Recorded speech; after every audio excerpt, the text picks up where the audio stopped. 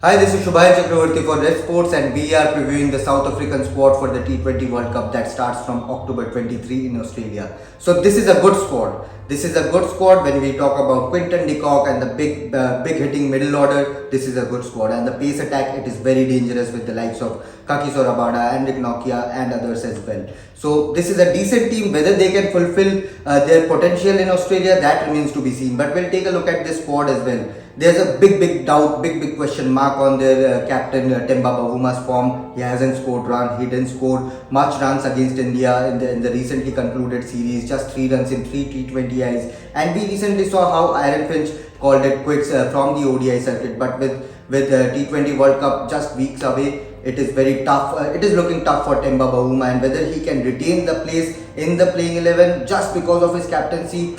In today's cricket, it is just not feasible. But their middle order, when we talk about their middle order, Aiden Markram, David Miller, then you have Riley Russo, and you have Rassie van der Dusen as well. So this is a good power-packed middle order, and they can produce goods. If Quinton de Kock and Temba Bavuma can give them a good start in power play, then this is a very dangerous middle order. And their bowling front, their bowling department, spinners Keshav Maharaj, Tabraiz Shamsi, they are arguably two of the best spin duo in T20 cricket as of now, and their pace department make it even more interesting, even more spicy.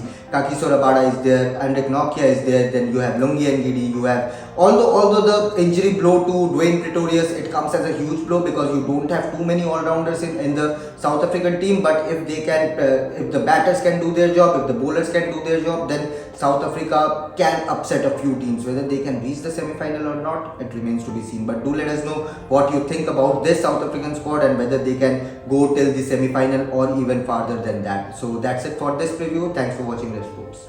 South Africa, another strong team on paper and a very disciplined team. Start with the batting. We know what Quinton de Kock can do at the top of the order. Riley Rousseau, we recently saw what he can do, and I have followed his career for a long time. He was one of the prodigies coming out of South Africa, 19, 20-year-old, seemed to be absolutely having everything at his beck and call, but somehow his career didn't take off the way it should have, but better late than never. Then there is Klaasen, there is Aiden Markram, who's in the middle, can bowl off spin, David Miller. So that's a very strong batting side, and that complemented by the bowling. So that's where Rabada comes in, Nokia and Ngidi, three top frontline fast bowlers. Wayne Parnell, the left-arm seamer, back as an all-rounder. He's very handy with the bat as well, and he's been around. He's experienced, so you need experience when you play World Cups. And their bowling is an experienced one. Then there are the two spinners, Keshav Maharaj and Tabraiz Shamsi, who will benefit from the longer boundaries. They will have a huge role to play. Tabraiz Shamsi can have really good days and some off days, but Keshav Maharaj is your bank, your go-to guy who will bowl you 424, 428 on a bad day, 416, 17, 20, 2 or 3 on a good day.